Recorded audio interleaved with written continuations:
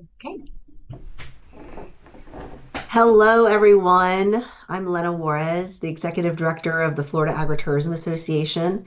And today we have our regular educational webinar featuring our own Sarah Harris.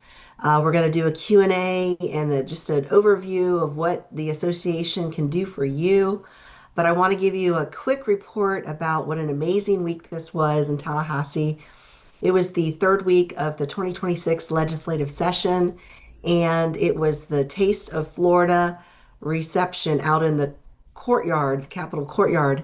I think we were out there, it must have been 35 degrees. It was pretty chilly, but a lot of agricultural interests gather and celebrate all the bounty of Florida with what they've grown, what they are doing with anything related to agriculture in the state of Florida. And of course, your association, the Agritourism Association, had a table there and welcomed our members and hopefully found some new members and really highlighted the amazing conference we're going to have in July.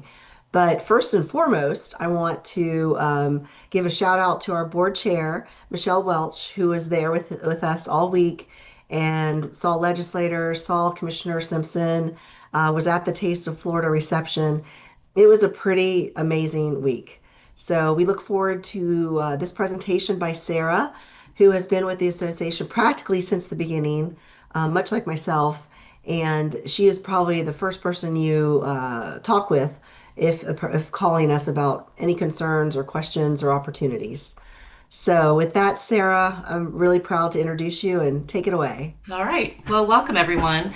And if you had signed up for our webinar in December, it was right around Christmas and it got a little busy, so we had to postpone it. So I appreciate your patience. Again, like Lena said, I'm Sarah Harris, and when you call the association, you reach me. When you email us, it goes through me. And then, of course, Lena and Michelle and our wonderful board of directors are here to help you as well. So I'll go ahead and get started. And just some housekeeping. I hope everyone can hear me. If not, here are some tips. Just make sure that you've got your audio going. And if you can mute yourself as well, that often helps. Just a reminder of who we are. We were founded in 2013 by the wonderful Lisa Ard, and she brought Lena on shortly after. And I've been working with Lena since then as well. And who are we? We're the statewide organization that represents your interests. And we have farmers and ranchers throughout the state, from Monroe County all the way into the Panhandle. Most of you are probably already doing agritourism activities. So as we wrap up today, we'd love to hear what you're doing. We have over 400 members throughout the state, like I said. And we have a 9-member board of directors. We have wedding venues represented. We have view picks represented. We have crop mazes. Again, they're throughout the state from the Panhandle down.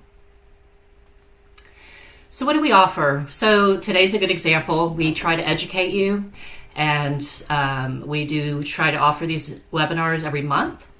We have an annual conference, which we're very excited about this year. It's going to be in Punta Gorda at the Port Charlotte Event and Convention Center. We are planning some more farm tours. We've done them in the past. Lena, as she just gave an update recently, or just now, she represents the association as our lobbyist.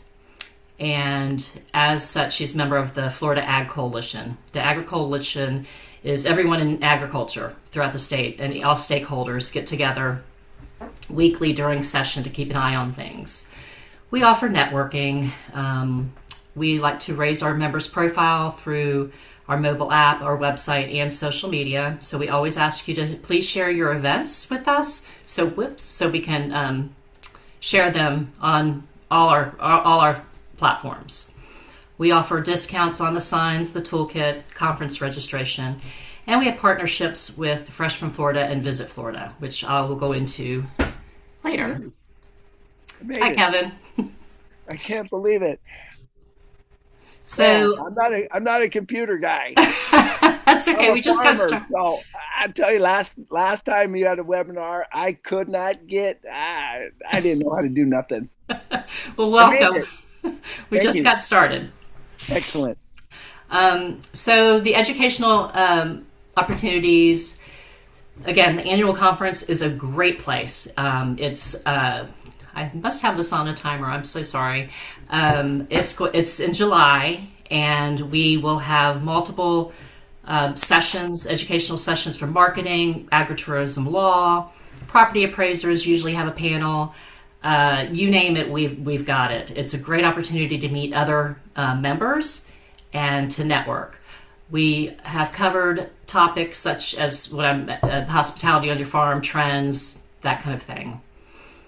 It's just a lot of fun. You can see it's a great group of people. We have vendors, so you can learn about ticket vendors, food labeling, all sorts of stuff. And it's a great opportunity. And then, like I mentioned, advocacy. So Lena is our registered lobbyist, and she goes to the Capitol every day during session to keep her ears out for anything. I apologize for my dog. Everything going on at the Capitol.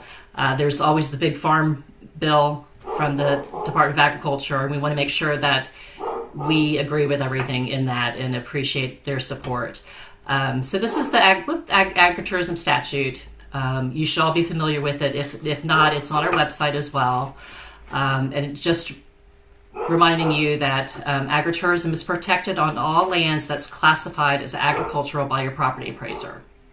And the statute defines all of that. So in 2016, they added civic, ceremonial, training, exhibition activities, which was very important for our wedding venues, that clarified that is considered agritourism. And in 2021, the legislature added agritourism under farm operations in the Right to Farm Act. So again, very important to protect our agritourism operators. And then in 2022, they deleted the word secondary from the statute so that your agritourism operation does not necessarily have to be a secondary source of income. That was very important because it was never really clear. What does that mean? Does that mean how many times a year you're doing them? Percentage of you make money? Because as you know, farming, you don't always make money farming. Sometimes you have a good year, sometimes you have a bad year. And your agritourism activities may actually bring you more money. And also importantly, it said your agricultural classification shall not be denied or revoked solely due to the conduct of agritourism activity on a bona fide farm. So they cannot take away your ag classification just because you do agritourism activities. So networking, again, we have the annual conference, which we hope we will see you all at this July. We host local meetings. I am not doing on today.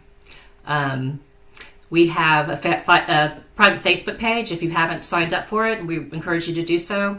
And we're about to launch an ambassador program within the next few weeks. We have divided the state into 9 districts. So your ambassadors will be reaching out to you. It's, again, for networking. And if you have any issues, local issues that relate just to your kind of area, we'd like to have people on the ground all over the state. And here's the Facebook page, so you can kind of get an idea of what it looks like. We keep documents in there, all of our board minutes. You can find there the Be a Good Neighbor document.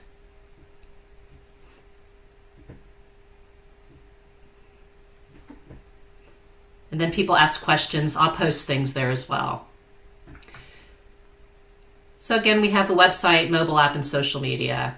So this is what our website looks like. All of you should be familiar with it. If you haven't looked at it, we encourage you to do so. This is where visitors can come and find an activity. If they're looking for a crop maze, it shows them on a map. And you can also search all of our members by name as well.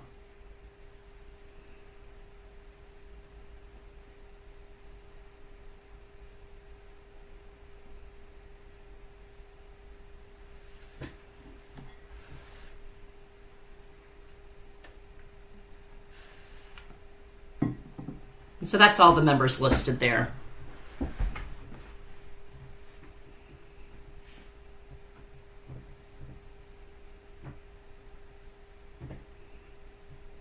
The crops that are in season, we link this directly to the Fresh from Florida page, so everybody can kind of look to see what people are growing in Florida right now.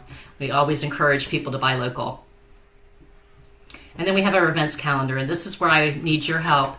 If you can send us your activities when you have an open house or your U-Pick, we have a lot of Valentine's Day events coming up right now. So send me that and I can put it in our calendar.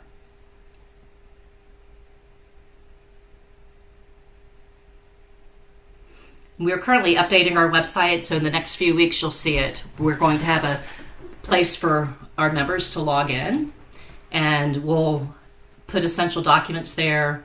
That'll be where you can reach out to your ambassador, where you can register for webinars and that kind of thing. We'll have special links.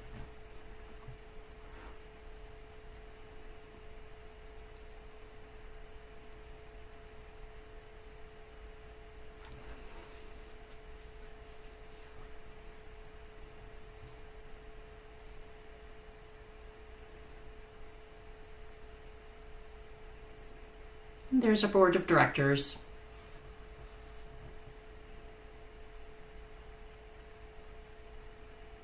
And if you're new, we have information that can help you, different resources. We also have a toolkit you can download to view, and we also have them for purchase.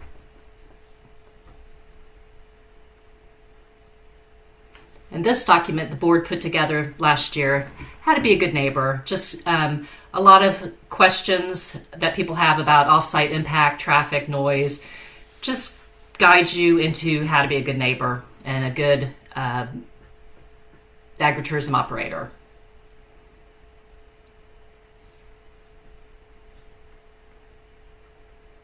And then, of course, we have the liability signage. This is very important that you have lots of signage posted around your property. And the statute lists exactly this. They have to be at least 1 inch in height, black ink.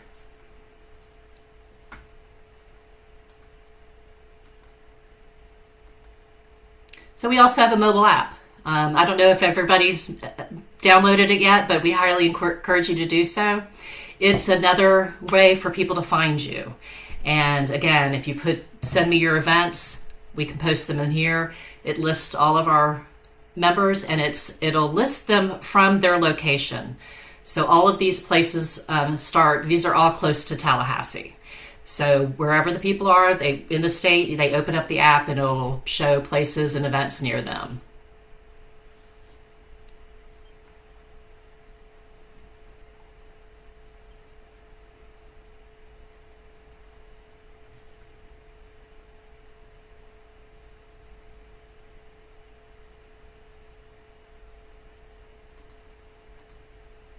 And of course, social media. I stalk all of our members and try to share your events, but it's obviously better if you remind me to post your events. I do sign up for newsletters for all of our members who have them, so that's how I get a lot of the events as well.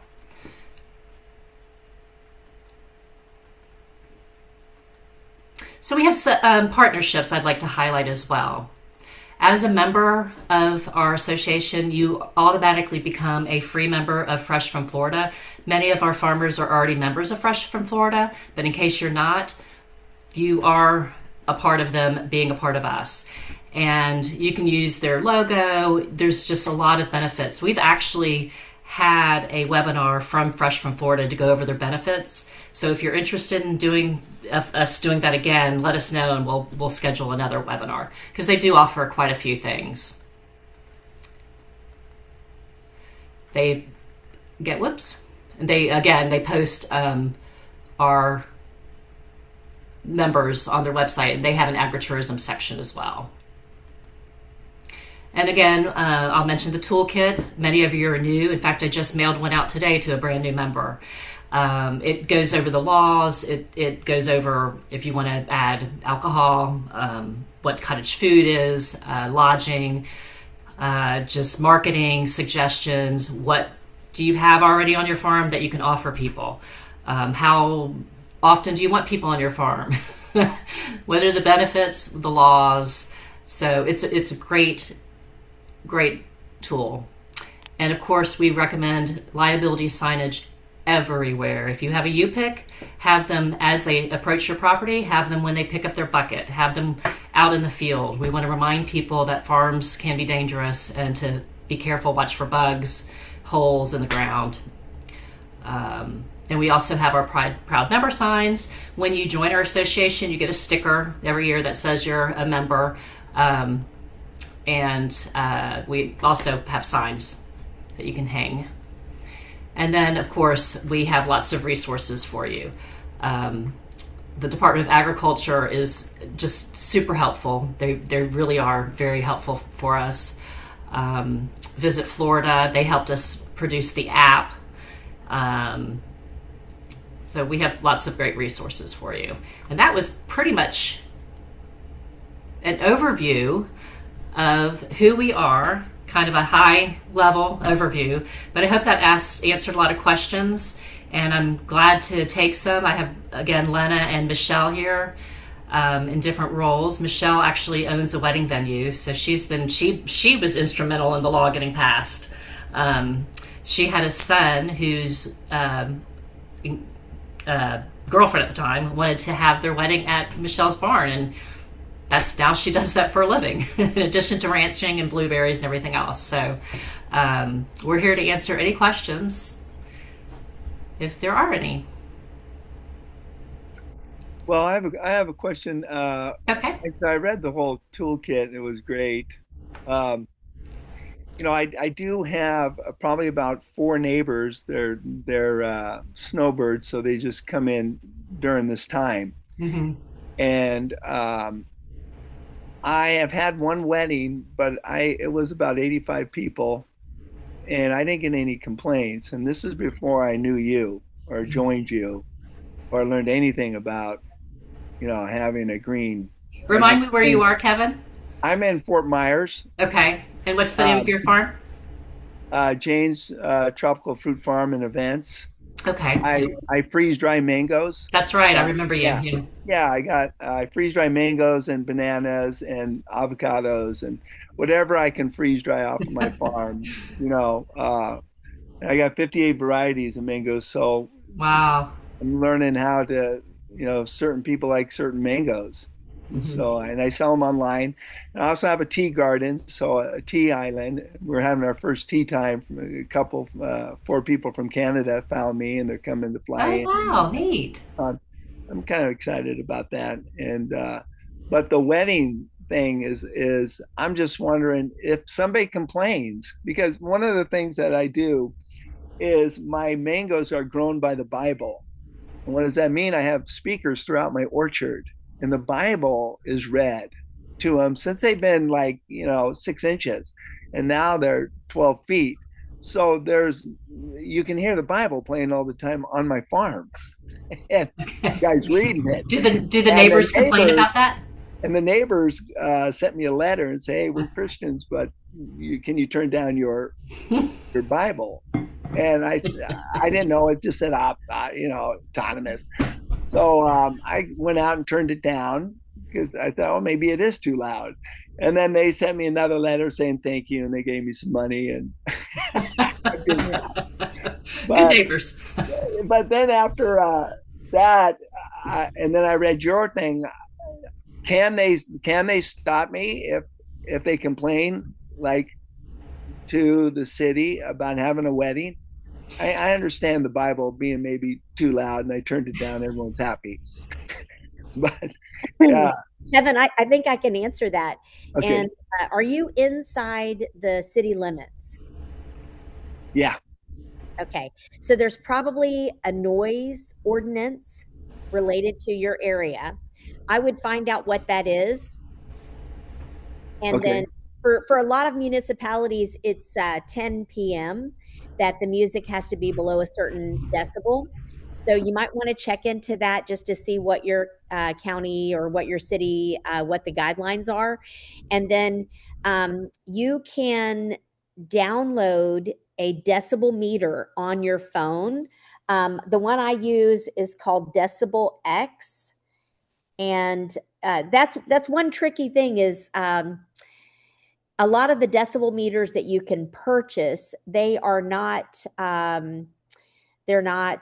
calibrated to the one that the county could be using.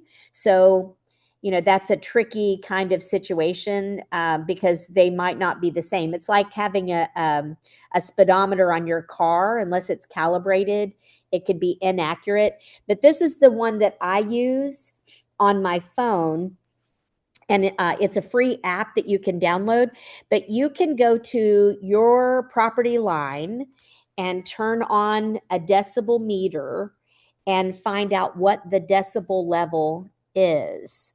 And so that's one of the ways that I monitor that. I'm actually in unincorporated Hillsborough County, so we don't have a noise ordinance. But you could, if you potentially could have one where you are. So then if that happens, if somebody calls and says, that Kevin, he's too loud, and then the police could show up to your property, and they would say, hey, you have a complaint, please turn down the music. And then, of course, I would recommend that you do turn it down. But if you have a decibel meter and your music is not above the decibel level that's required by your city, then you can say, well, here's my decibel meter. Let me show it to you. And then you could show it to them, because people can complain about anything, but maybe your music is really not too loud. So if I am out of the city limits, which I'm thinking I might be, because this was a homestead in 1955, was the first one, and I'm not even really registered anywhere. It's kind of a unique spot that I'm in, up against 5,000 acres. I only have like 4 houses, maybe 3 houses that are next to me. You know what I mean? So let me tell you what I did. I went to my neighbors and I said, hey guys, I'm going to be having lots of weddings and I really don't want to be a nuisance to you. So if ever the music gets to be too loud, here's my phone number. And I want you to reach out to me first, because I want to be a good neighbor, and I'll just go ahead and turn that down. And so what they will do is, my neighbors, and they're all wonderful people, but they'll text me and say, hey, can I put in a song request? And that's their way of letting me know, hey, that music, I can hear it, and they're just funny. So they'll reach out to me and say, just I can hear that. And then I just go and turn it down. And one thing I did in my venue is I put in my own sound system. So if we're having an event and the DJ doesn't behave, I will go and turn my system down. So I let the DJs know I'm in control of this sound. You have the option of turning it down on your own, but if you don't, I will turn it off. So I make any DJ sign a document. And if you email me, I'll be glad to send it to you and you can make it your own. But I have all DJs sign a document that says they will agree to honor the house rules. And then I give them 3 warnings before I turn them off. So if let's say like the tea thing, if I have them sign, when they make the payment online, that they read that agritourism warning sign, then I'm covered, correct? Because they signed that they read it. It's certainly another layer of protection. Are you ever really covered? It depends. Obviously, if you're negligent, then that can be a problem. No, I'm not saying covered. I mean right. Covered as if cottonmouth, or right. I live on the edge of wild. If they get into fire ants. I have an acre lake and the island's in it, and I have a gator in it right now. Now I have taken out 6 of them, but this is a little baby, and so I just let them swim around. Well, the liability language, again, if you have your signs up, and it certainly reminds people that they are in nature and things happen. Good. Yeah. Okay, the last question I have is, it's super hard to get into a farmer's market. You get on a waiting list and they just push you around. And so then I thought, I'm just going to have a farmer's market on my 5 acres. And I have the parking. And so I didn't know, is I can do that? Can I do that on my property? Yeah. Yeah. You're going to be selling your fruit, your Yeah, and freeze then fruit. I would have, like, I've already gotten 7 other vendors, but I mean I've Perfect. probably come up with 40 vendors because I'm Wow. finding that a lot of the farmers markets here are actually, people buy out like 6 or 7. It's like a, I don't know how to explain it. Like one guy, he Mm. has like seven, understand, 7 Of the spots, booths or whatever. Right. Right. So they and no crowd one you else out. can get in that is just a real farmer. Yeah. You know what I mean? It's just so, I didn't know that. I was a roofing contractor all my life in San Francisco, so now I'm a farmer and I'm finding out, you got to be kidding. It can't be corrupt like that in a farmer's market. No, that's yeah. We have lots of farm markets. We have a lot of our members put out a farm stand. Okay, so Oh, I meant to have it on a Saturday, and I have, a bunch of people walk around. I really am okay. yeah, good, good, Okay. wonderful. Thanks for the conversation, Kevin. Some good questions. Does anyone else have any questions? Either questions about your particular situation, any questions about the association? Question. I'm representing Rosebud Continuum. We're a nonprofit sustainability education and research center in Pasco County, Florida, Land O'Lakes, and we're the venue for a small conference later this year in the spring. And I'm wondering if I can add that to the events calendar. It's free for anybody to attend. It's to promote, we have a, like the Fresh from Florida, we have picked in Pasco to promote local food Right. system. And talking about, we have a panel and a keynote speaker and a networking hour. It's a professional thing, but it's free Okay. for anybody to attend. Yeah, absolutely. Like I said, we share all of our member events, and sometimes our members participate in other forums or in other places. We'll have members participating at a farmer's market in a particular place, and I'm happy to share that. Awesome. Thank you. You're welcome. We like our calendar to look full because we with 400, and some people like Michelle, wedding venues, they may host an open house once a year or something like that. So I try to share their stuff on social media so people actually can see, and I'll do an email that and highlight several of our event venues because they really don't have events like our U-Picks and our fall festivals and flowers. We got strawberry U-Picks right now. The strawberries are looking delicious. So people who don't maybe have regular events, I still want to share that you're available and you're out there. Do you get a lot of people, I meant, Michelle, like for weddings through this website or this way to advertise?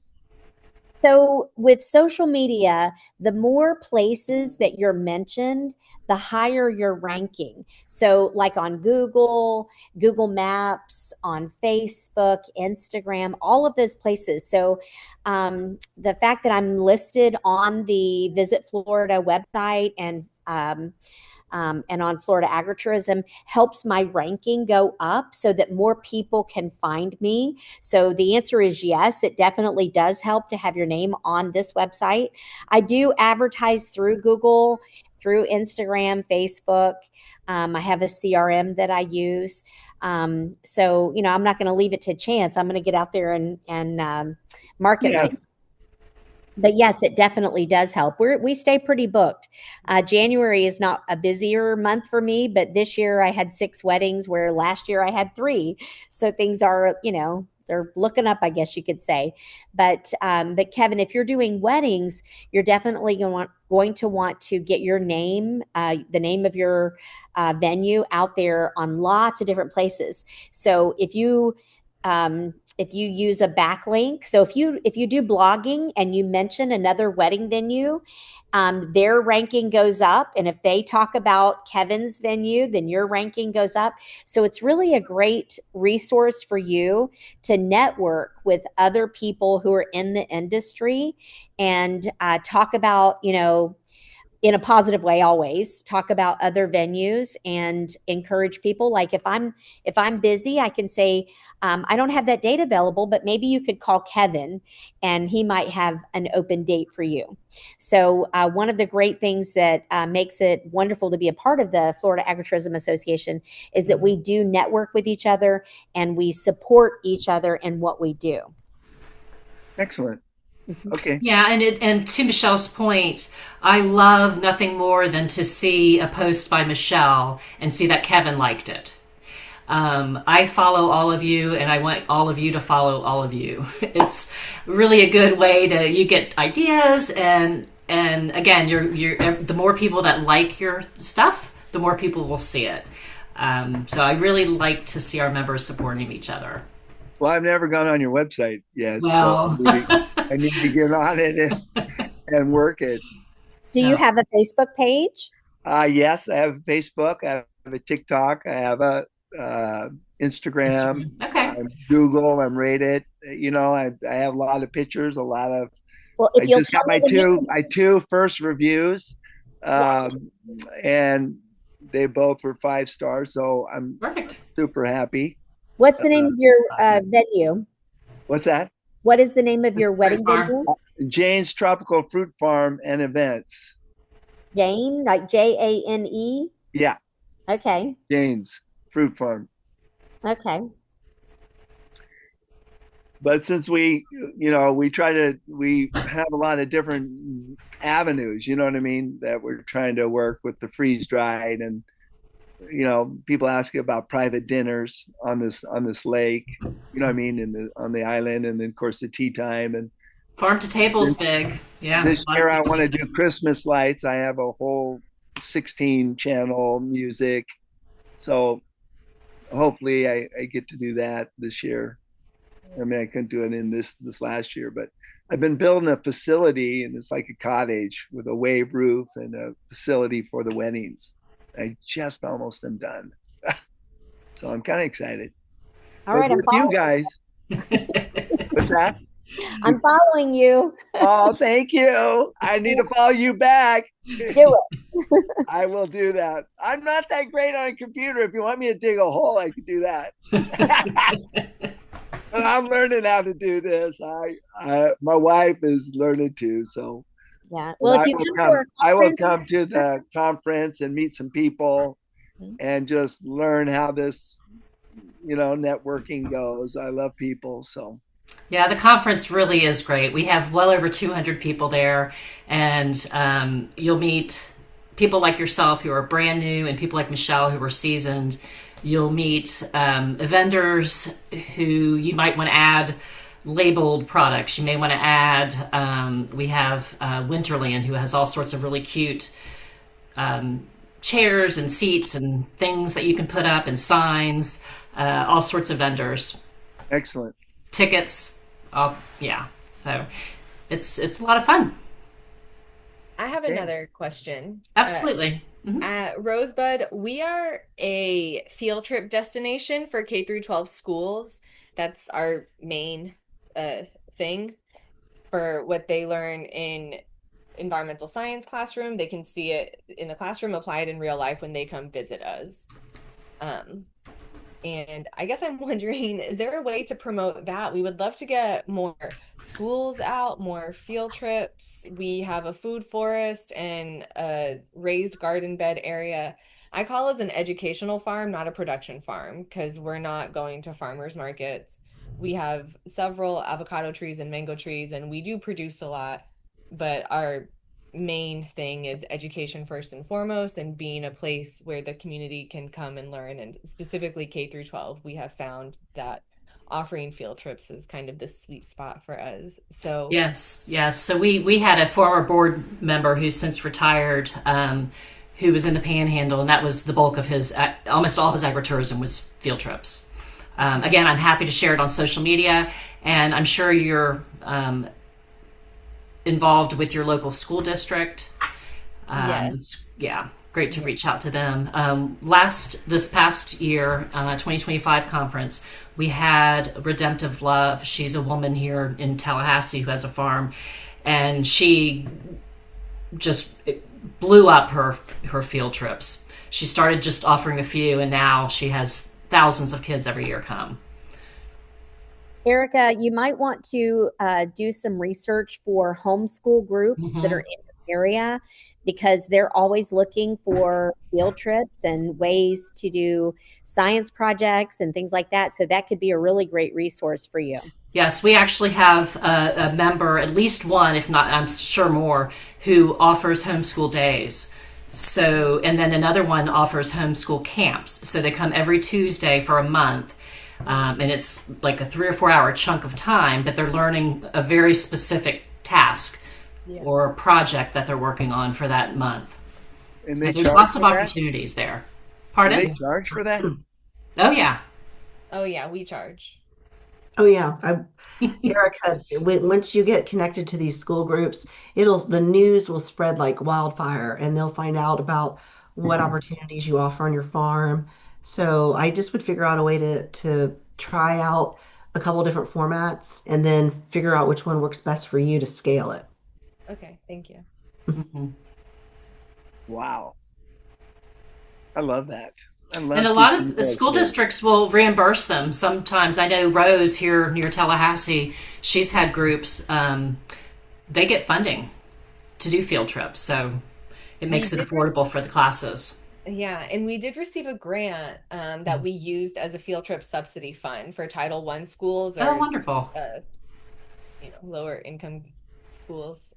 So we have a field trip subsidy fund right now, and we have one school who already asked to use it. We just got the grant, and we already have one school who asked to use it. So that's exciting. That is exciting. Good.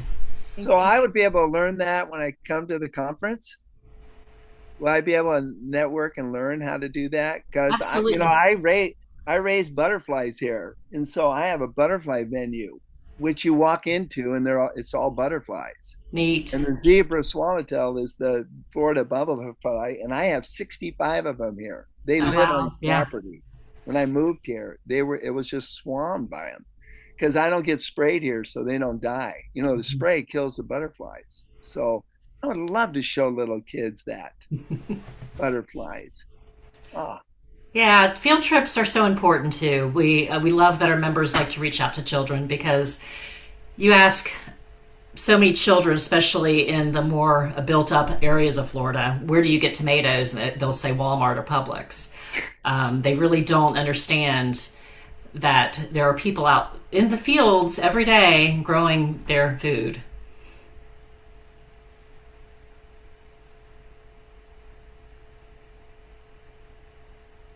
So any other questions?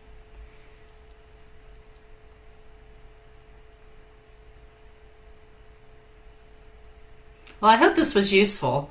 I'm glad we introduced the website to you, Kevin. It is there for you. And like I said, I didn't even know about field trips, or bringing people out to understand. Well, and people do workshops too. You said you have butterflies. People do a workshop on how to grow a butterfly garden. You could be so creative. We have a group that's that does. All I plant. I only plant. Besides all the fruit trees now, but I only plant plants that host butterflies or feed them, and so to keep, they're floating all over. You know what I mean? But they only last 2 weeks. All right. Very short life. They have a very short life. Wow. All right. Yeah, lots of creative workshops out there. We even have people who do sourdough and candles and different kind of yoga, and just we have very creative members. So you'll learn all sorts of exciting things at the conference. Lots of great ideas, things you've probably never thought of. So, yeah. And keep an eye on our webinars too. We do these, like I said, about every month.